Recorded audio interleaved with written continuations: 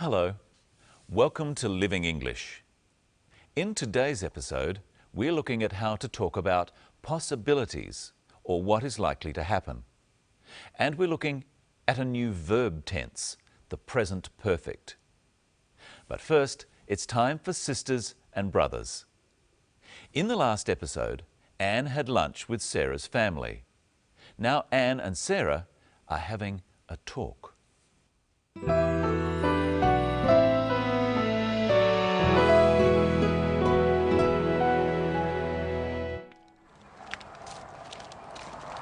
I'm sorry about my brother.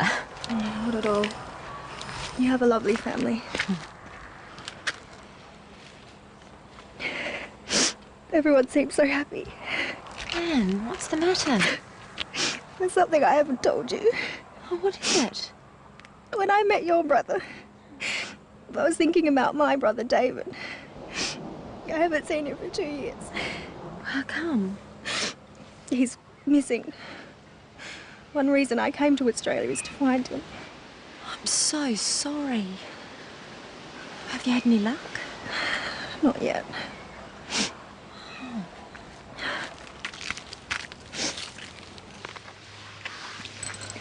I've hired a private investigator. Oh, goodness.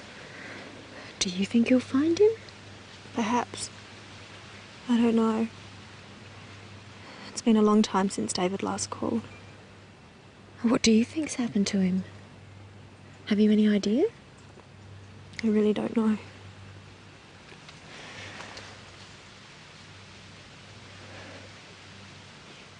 I can't help thinking the worst. I'm sure he's all right. If something bad had happened, you would have heard. I guess so. I suppose you're right. Let's hope Anne's brother is all right. We'll find out in future episodes. Well, let's look at some of the common expressions in that episode. First, Sarah apologises for her brother's behaviour. Remember, in the last episode, Sarah's brother Steve offered to take Anne out. You're lucky. I haven't been to the zoo. I'd love to go to the zoo.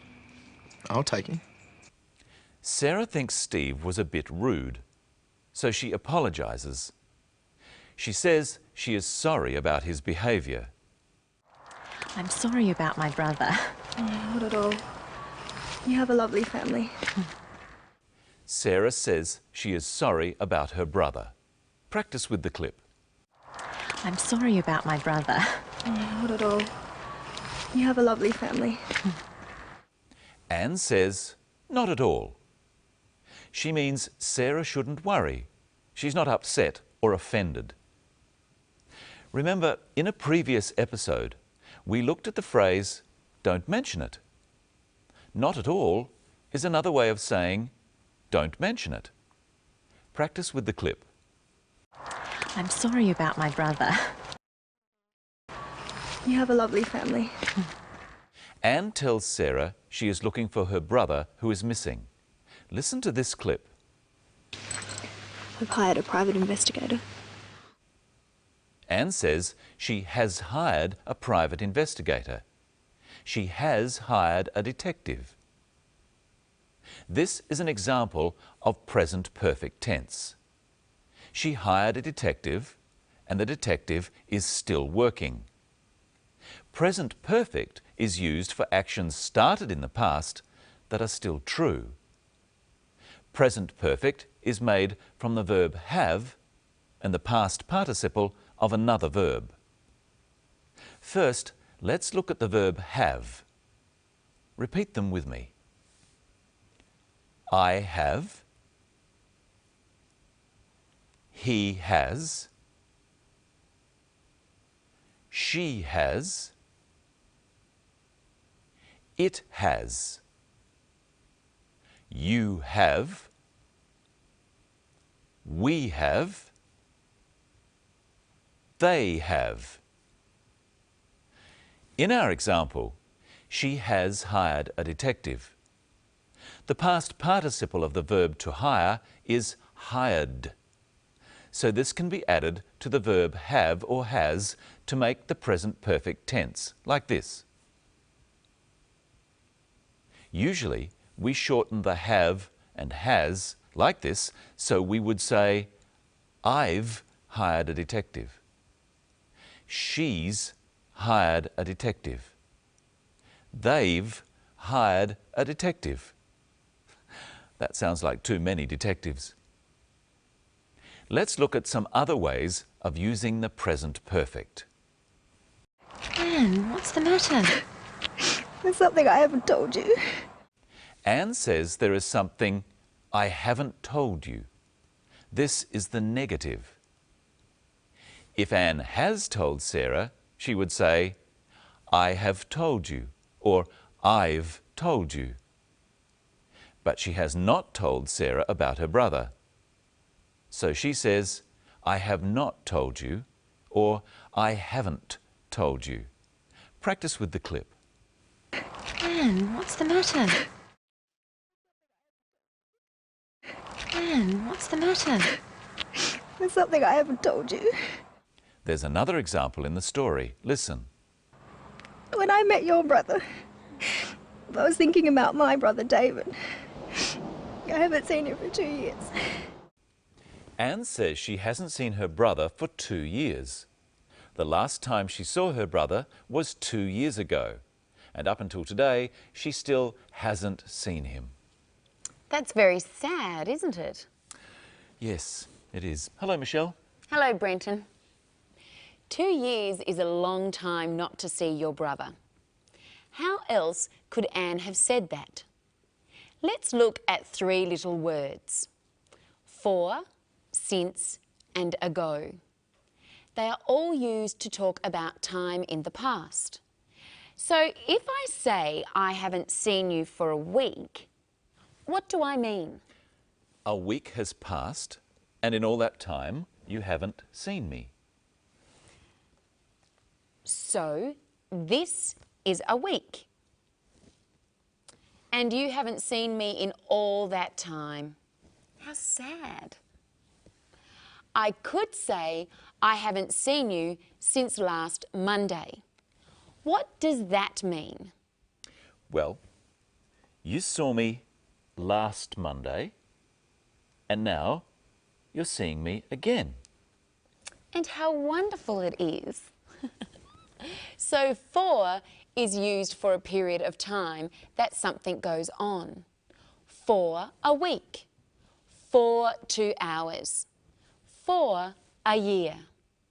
Since is a specific time in the past. Since 10 o'clock.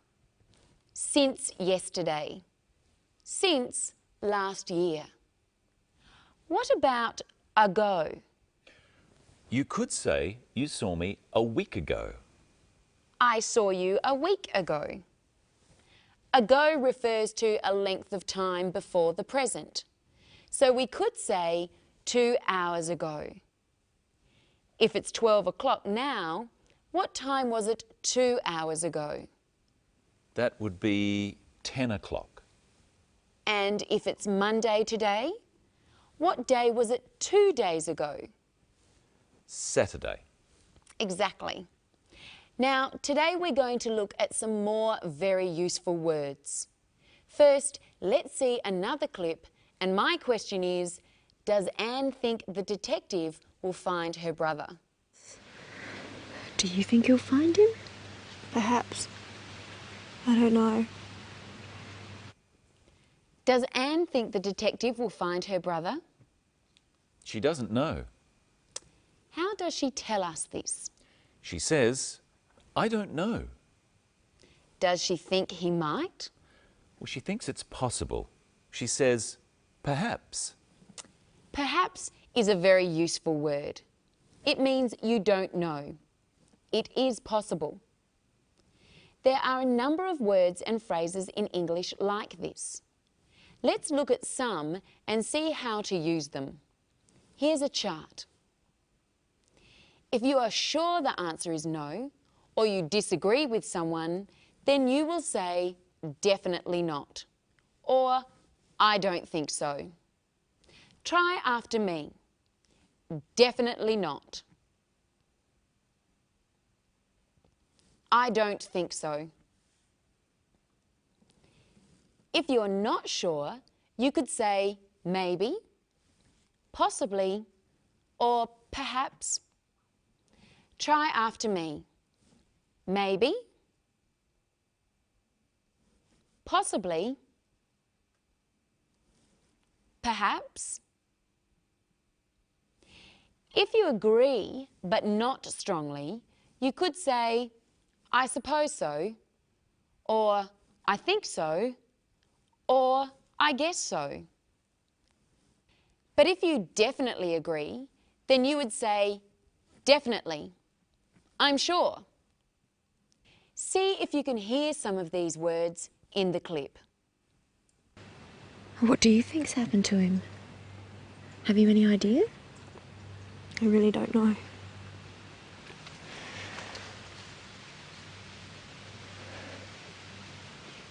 I can't help thinking the worst. I'm sure he's all right. If something bad had happened, you would have heard. I guess so. I suppose you're right. Does Sarah think David is all right? Yes, she's sure he's all right. Does Anne think so? She's not so sure. She says, I guess so, and I suppose you're right. Speaking of guessing, Brenton, I've got a game for you. Okay. I've got 3 cups here. They're all upside down, and under one of them is a sweet, like this one. Do you know which one? I don't know. I have no idea. Here it is. Now watch carefully while I mix them up. Now, where is the sweet? I think it's under this one. Are you sure? I think so. I'm fairly sure. What do you think at home? Is the sweet under this cup? Are you sure? Or do you think maybe? Or definitely not? No. No. Do it again, do it again. I'll get it right this time. Okay. Which cup is the sweet under?